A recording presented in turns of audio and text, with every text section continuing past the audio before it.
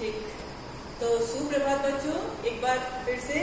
ठीक है, देखिए हरियर काका जो पार्ट है, मेरी आवाज आप सभी को आ रही है? Yes ma'am.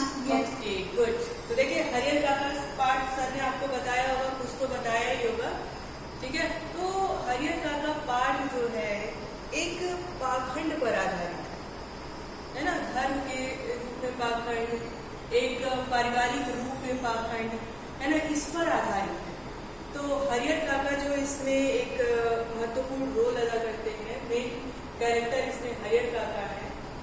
हरियर काका मतलब एक निसंतान थे। निसंतान अर्थात कि उनके कोई अपनी संतान नहीं थी, पर उनके भाई बंधु जो थे उनके बच्चे थे। हरियर काका के पास जमीन जायदाद भी थी। ठीक है, तो जब हरियर काका बूढ़े हो गए तो उनके जो भाई के बच्चे थे हरियर काका को अपने पास रखते थे इस लालच में कि वो अपनी जमीन जायदाद दे देंगे। एक बात तो यहाँ हो गई। ठीक है, हरियर काका ऊपर से पढ़े लिखे भी नहीं थे और उनके इसी बात का शायद वो फायदा उठाना चाहते थे। ठीक है, कि हरियर काका पढ़े लिखे भी नहीं है, इनके पास जमीन जायदाद भी नहीं है और खेती बाड़ी अधिक है ना, और इनके अपनी कोई संतान नहीं है। तो कभी धर्म का लालच दे करके, कभी अपनेपन का लालच दे करके वो लोग हरियर काका को मतलब एक तरह से उनका गलत प्रयोग करते थे। पर हरियर काका पढ़े लिखे तो नहीं थे, लेकिन बुद्धिमान व्यक्ति थे। एक बार ऐसे ही हुआ, देखिए ये समरी है, स्टार्टिंग से नहीं है, बस इसके जो केंद्र बिंदु है, केंद्र बिंदु अर्थात इस पाठ का जो मेन पॉइंट है, बस हम उसी पे चर्चा अभी कर रहे हैं। उसके बाद इसको अगर समय मिला तो विस्तृत रूप से आपको पढ़ाया जाएगा। लेकिन ये कहानी है क्या, बस आप उसका केंद्र भाव समझें। फिर वहां पे हरियर काका के गांव में एक ठाकुर बारी था। ठाकुर बारी मतलब एक शंकर भगवान का मंदिर था, ठाकुर जी का मंदिर था, उसमें एक महंत रहा करता था और वो महंत भी लालची किस्म का था। उसको भी हरियर काका से लालच था।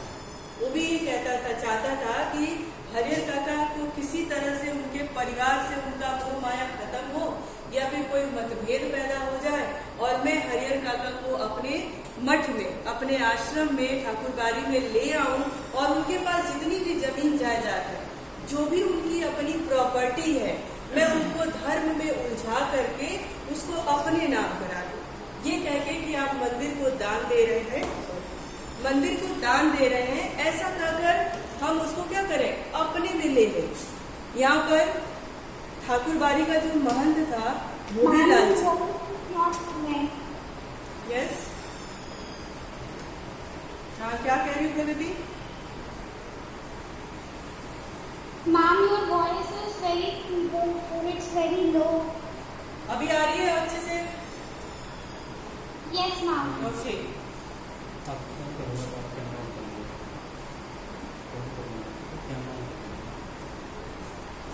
समझ में आया आपको? तो जो ठाकुर बारी का महंत था वो भी लालची किस्म का था। उसने सोचा कि क्यों ना मैं हरियर काका के उनके परिवार से मतभेद करा दूं और हरियर काका को ठाकुर बारी में ले आऊं, ताकि उनकी जो प्रॉपर्टी है, उनका जो जमीन जायदाद है वो हम ले लें, वो मैं ले लूं। अब यहाँ पे हरियर काका को उन लोगों ने समझा कि ये तो पढ़े लिखे हैं नहीं, इनको हम किसी तरह से अपने बातों के जाल में फंसा सकते हैं और इनकी जमीन जायदाद को हड़प सकते हैं। पर ऐसा नहीं था। हरियर काका पढ़े लिखे नहीं थे, लेकिन अनुभवी थे। उनको इस बात का ज्ञान था कि कौन मेरा फायदा उठा रहा है और कौन मुझे निस्वार्थ भाव से मेरी सेवा करेगा। ये तो बात हो गई कि कैसे लोग धर्म के नाम पर पाखंड करते हैं। आप में एक प्रश्न भी आएगा, आप देखोगे तो उसमें एक प्रश्न भी पूछा जाएगा कि हरिहर काका की जो देखभाल करते थे वो किस तरह से धर्म के नाम पर पाखंड को बताया गया। ठीक है, तो यहाँ पे वो पाखंड आपका आता है कि कैसे पाखंडी बनाया गया, कैसे धर्म के नाम पर एक दिखावा किया गया। पाखंड अर्थात दिखावा है ना, कैसे दिखावा करके उनको हरिहर काका की जमीन को ये लोग हड़पना चाहते थे। अब देखो बात शुरू होती है वहां से हरिहर काका के जीवन से। देखिए हरियर, ये जो कहानी सुना रहे लेखक जो है वो हरियर काका के पड़ोसी थे, वो ये कहानी आपके सामने ले आए हैं। ठीक है, अच्छा आप बताओगे कि हरियर काका पाठ के लेखक कौन थे?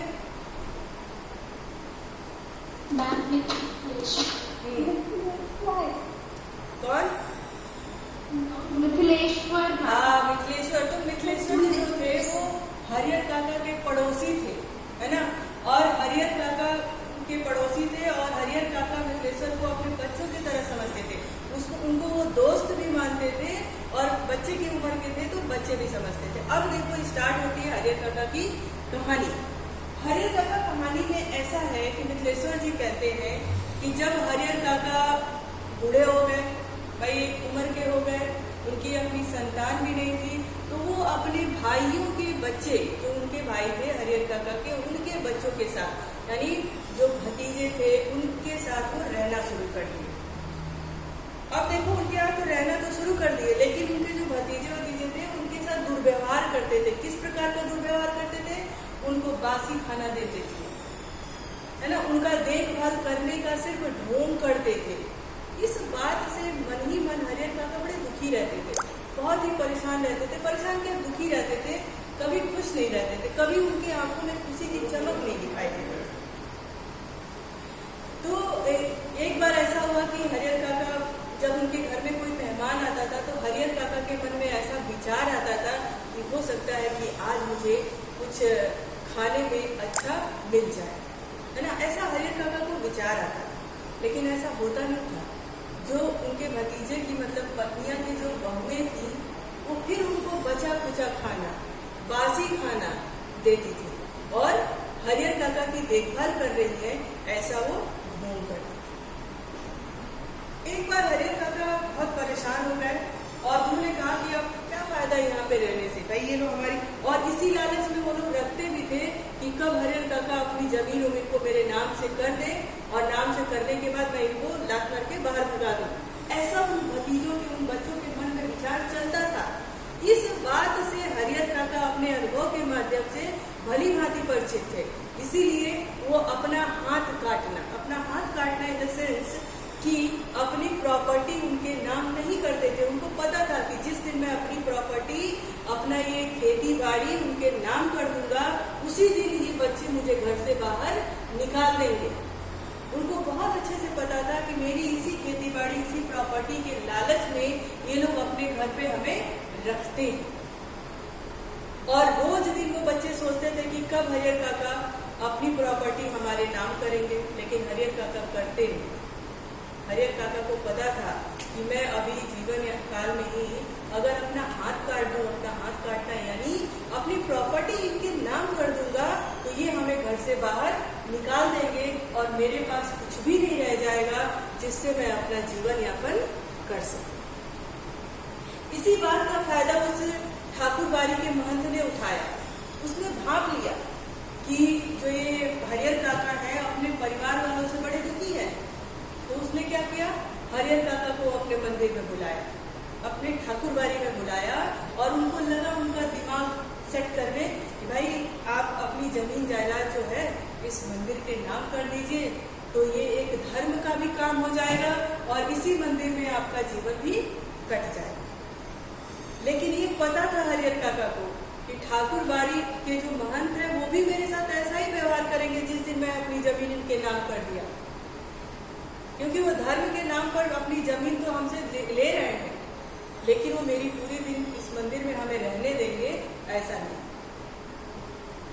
तो उनका मतलब उनको अपने मन में लेने के लिए, अपने में मिलाने के लिए ठाकुरबाड़ी का जो महंत था वो खूब अच्छे से खातिरदारी किया, खूब उनकी सेवा किया, आव भगत किया, इसी लालच में कि ये अपनी जायदाद हमें लिख दे। देखो बच्चों, ये एक तरह से प्रैक्टिकल भी है आज के भी जीवन में। मतलब बहुत सारा परिवार ऐसा है जो किसी की देख रेख बस इसी लालच में करता है कि वो हमें कुछ दे देंगे निस्वार्थ भाव से। तो मुझे लगता है कि बहुत कम ही लोग ऐसे होंगे, बिरला ऐसा कोई लोग होगा जो निस्वार्थ भाव से किसी की सेवा करता होगा। जानते हो इस दुनिया में निस्वार्थ भाव से सेवा करने वाला कौन है? सिर्फ हमारे माता पिता है। एक शिक्षक है। एक अध्यापक अपने बच्चों को शिक्षित करते समय, पढ़ाते समय वो कभी नहीं सोचता कि ये पढ़ लिख कर अगर किसी ऊंचे पोस्ट पर हो गया तो अपनी तनख्वाह में से कुछ मुझे दे देगा, या फिर बड़े बड़े अक्षरों में मेरा नाम कहीं पे छपवा देगा। ये लालच एक अध्यापक को भी नहीं होता है, और ये लालच उस बच्चे के माता पिता को भी नहीं होता है। माता पिता अपने बच्चों के साथ निस्वार्थ उनकी सेवा करते हैं, निस्वार्थ होकर उनको पढ़ाते हैं, और हमेशा ये चाहते हैं कि ये मेरा बच्चा जो है ये पढ़ लिख कर किसी अच्छी पोस्ट पे हो जाए। और जानते हो, जब आप अच्छी पोस्ट पे चले जाते हो, बहुत खुश हो जाते हो, बहुत सुखी रहते हो, तो आपके माता पिता और आपके अध्यापक को सिर्फ एक चीज मिलती है, ना तो क्या, सिर्फ खुशी मिलती है। इस बात से आप अग्री करते हो बच्चों? Yes ma'am. और हाँ, बाकी दुनिया में कोई ऐसा नहीं है जो निस्वार्थ भाव से आपकी सेवा करे, निस्वार्थ भाव से आपको पसंद करे, है ना। लेकिन माता पिता और अध्यापक ऐसे व्यक्ति होते हैं आपके जीवन में जो निस्वार्थ भाव से आपके लिए कुछ करते हैं, और अंत में वो क्या चाहते हैं, आप जब अच्छी जगह चले जाते हो तो उनको बस एक थोड़ी सी खुशी मिलती है ना। तो हरिहर काका के साथ जो गुजर रहा था वो आज भी वैसी स्थिति है। बहुत सारे लोग ऐसे हैं जो किसी को अपने पास रखते हैं, अपने साथ रखते हैं, सिर्फ इसी लालच में कि उनकी जो प्रॉपर्टी है कहीं ना कहीं वो मेरे नाम कर दी जाएगी, या फिर इनसे मुझे ये लाभ हो सकता है। तो इस बात का फायदा ठाकुरबाड़ी का महंत भी उठाना चाहता था। इस बात का फायदा हरिहर काका के जो भतीजे थे, उनके भाई के जो बच्चे थे, वो भी उठाना चाहते थे। लेकिन हरिहर काका पढ़े लिखे ना होकर के भी अनुभवी थे। वो इस बात से बहुत परिचित थे, भली भांति परिचित थे कि भाई मैं आज अगर अपनी पूरी प्रॉपर्टी इन्हें दे दूंगा तो कल ये लोग मुझे अपने घर से निकाल देंगे। तो वो परेशानी सहते हुए भी अपनी प्रॉपर्टी को नहीं वहां तक देते थे। तो देखिए, हरिहर काका में मेन तो बात यही है, पूरी स्टोरी इसी के इर्द गिर्द घूमती है, ठीक है। लेकिन अब उसको थोड़ा सा विस्तृत रूप में बताया जाए तो मैं अभी उस पार्ट को ओपन करती हूँ, क्योंकि मेरे पास बुक नहीं है अभी प्रेजेंट टाइम में, ठीक है। अच्छा ठीक है, आप लोगों के पास तो बुक है ना? हाँ, तो कोई एक बच्चा उसको पढ़े, शुरू से कोई एक बच्चा पढ़े। चलिए स्वास्थ्य, आप पढ़िए उसको। स्वास्थ्य यस मैम। हरिहर काका के यहाँ से मैं अभी कल भी उनके यहाँ गया था, लेकिन ना तो वो कल ही कुछ कह सके और ना आज। दोनों दिन उनके पास में देर तक बैठा था, लेकिन उन्होंने कोई बातचीत नहीं। जब उनकी तबीयत के बारे में पूछा तब उन्होंने सिर उठाकर एक बात मुझे पूछा, फिर सिर झुकाया तो दोबारा मेरी ओर नहीं देखा। हालांकि उनकी एक ही नजर बहुत कम गई। जिन यंत्रणाओं के बीच वह और जिस मनस्थिति में जी रहे थे, इसमें आपको कुछ कह देते हैं, मुंह खोलने की जरूरत नहीं।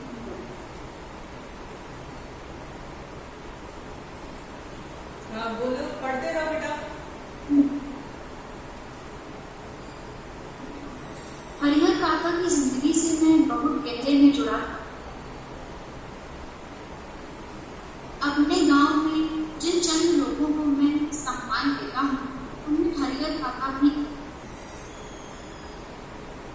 हरिहर काका के प्रति मेरे सिद्ध अनेक व्यावहारिक और वैचारिक हैं। उनमें प्रमुख कारण दो हैं। एक तो यह कि मेरे पड़ोस में थे, और दूसरा कारण यह कि मेरी माँ बताती है हरिहर काका मुझे बहुत दुलार करते, अपने कंधे पर बैठाकर घुमाया करते। एक पिता अपने बच्चे को जितना प्यार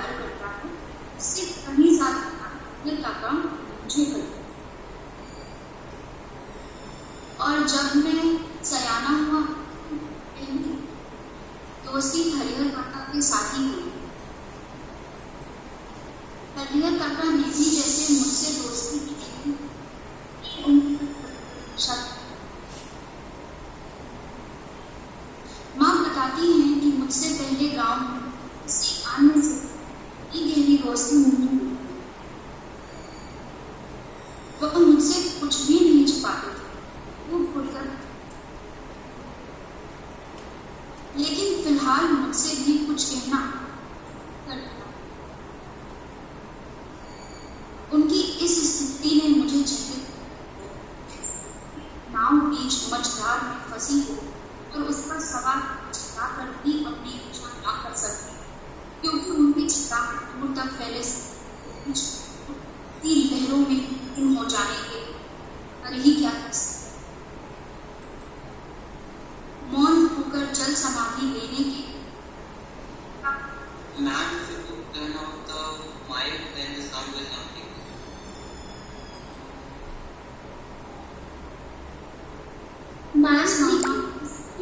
बोलिए, क्या हो गया? आपको स्क्रीन दिख रहा है? मैम आप अगर माइक एक साउंड देखो नहीं। आपको स्क्रीन दिख रहा है? No ma'am.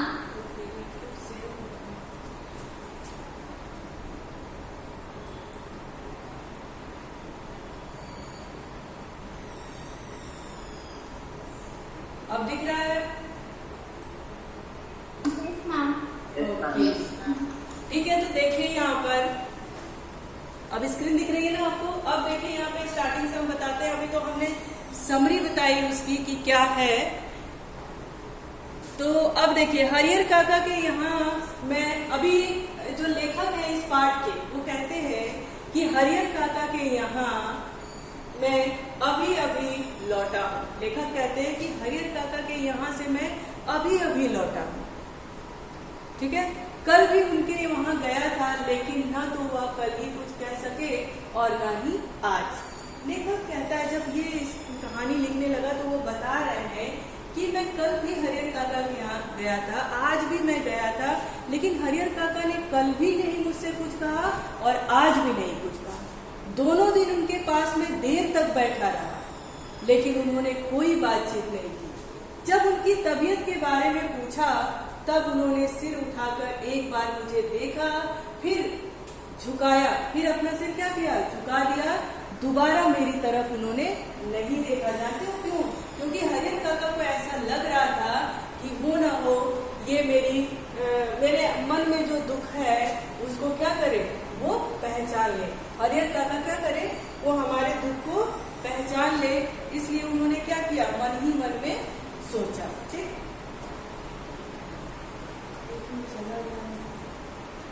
ठीक है, अब देखो क्या कहते हैं, लेकिन मैं देर तक बैठा रहा, लेकिन उन्होंने कोई बातचीत नहीं की। जब उनकी तबीयत के बारे में पूछा तब उन्होंने सिर उठाकर एक बार मेरी तरफ देखा और फिर से सिर नीचे कर लिया। दोबारा से वो मेरी तरफ नहीं देखी,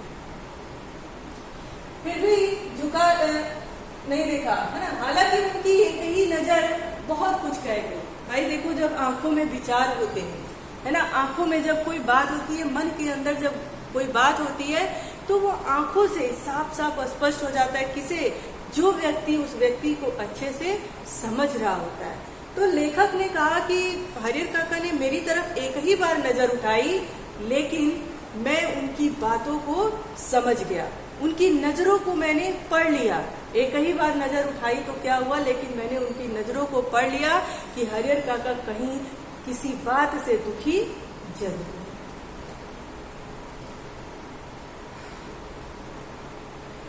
जिन पाखंडों के बीच वह घिरे थे, और अभी मैंने आपको कहानी पढ़ाते समय बताया था कि ये धर्म के नाम पर पाखंड, वहीं कोई इसको बयान कर रहा है, कह रहा है कि जिन पाखंडों के बीच वह घिरे थे और जिस पर उनकी जीवन में जो जी रहे थे उसमें आंखें ही बहुत कुछ कह देती हैं, मुंह से बोलने की जरूरत नहीं पड़ती।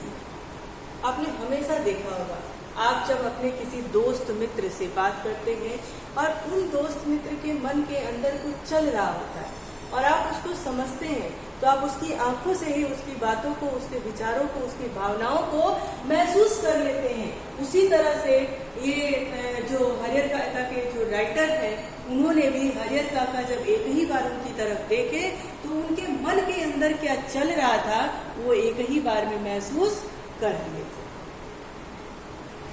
और वो समझ गए थे कि हरिहर काका किस तरह से। हाँ बेटा बताइए। मैम जो खाली स्क्रीन है उसके ऊपर जो हरिहर काका का आपने वीडियो फोटो किया है उसकी फुल स्क्रीन कर दीजिए प्लीज। फुल स्क्रीन हो नहीं रहा, हट जा रहा नो मैम, जो क्रॉस का बटन वो क्रॉस से नहीं होगा, वो क्रॉस से नहीं हो रहा है, लेकिन वो कुछ दिक्कत है जो बढ़ नहीं रहा, हट जा रहा है। ओके मैम कोई बात नहीं, आप ठीक करिए। देखो हट गया, समझ में आया। तो मतलब वो लेखक कहता है कि हरिहर काका को कुछ कहने की जरूरत नहीं पड़ती और हर बातों को मुंह से बोलने की जरूरत नहीं पड़ती है, कुछ बातें आंखें भी कह जाती हैं। ठीक, उनमें हरिहर काका भी एक है। हरिहर काका के प्रति मेरी आसक्ति, आसक्ति का मतलब उनसे लगाव है ना। आसक्ति के अनेक व्यवहारिक और वैचारिक कारण, उनमें प्रमुख कारण है कि एक तो वह कि हरिहर काका मेरे पड़ोस में रहते। लेखक कहता है कि हरिहर काका के प्रति मेरी आसक्ति यानी आकर्षक के कई कारण, एक तो वैचारिक है, दूसरा क्या है व्यवहारिक है, और उसके बाद भी क्या था कि वो उनके पड़ोसी थे। कहते हैं एक तो हरिहर काका के मेरे पड़ोस में रहते थे और दूसरा कारण यह कि मेरी माँ बताती है कि हरिहर काका बचपन में मुझे बहुत प्यार दुलार करते थे। कहते थे हरिहर काका का जो व्यवहार था वो तो बहुत अच्छा था, उनके वैचारिक मत यानी विचार जो थे वो भी बहुत बढ़िया था, और ऊपर से हरिहर काका मेरे पड़ोसी थे और मेरी माँ बताती थी कि हरिहर काका उन्हें अपने बच्चों की तरह से प्यार दुलार करते थे। उसमें कहीं ज्यादा प्यार हरिहर काका मुझे करते थे।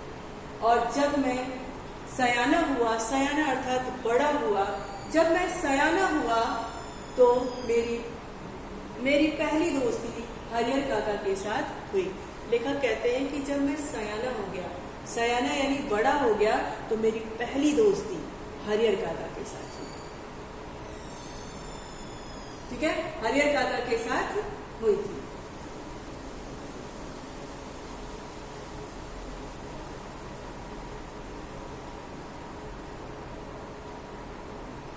हरिहर काका ने भी जैसे मुझसे दोस्ती के लिए इतनी उम्र तक प्रारंभ किया। लेखक कहते थे कि ऐसा लगता था कि मेरी दोस्ती तो हरिहर काका से हुई थी, लेकिन ऐसा लग रहा था मेरे बड़े होने का इंतजार हरिहर काका भी कर रहे थे और वो ये सोच रहे थे कि जल्दी से ये बच्चा बड़ा हो जाए और मैं इससे दोस्ती कर लूं। ऐसा लेखक कहते हैं कि मुझे ऐसा लग रहा था कि हरिहर काका भी इंतजार कर रहे थे कि कब ये बच्चा बड़ा हो और कब मैं इससे दोस्ती कर लूं।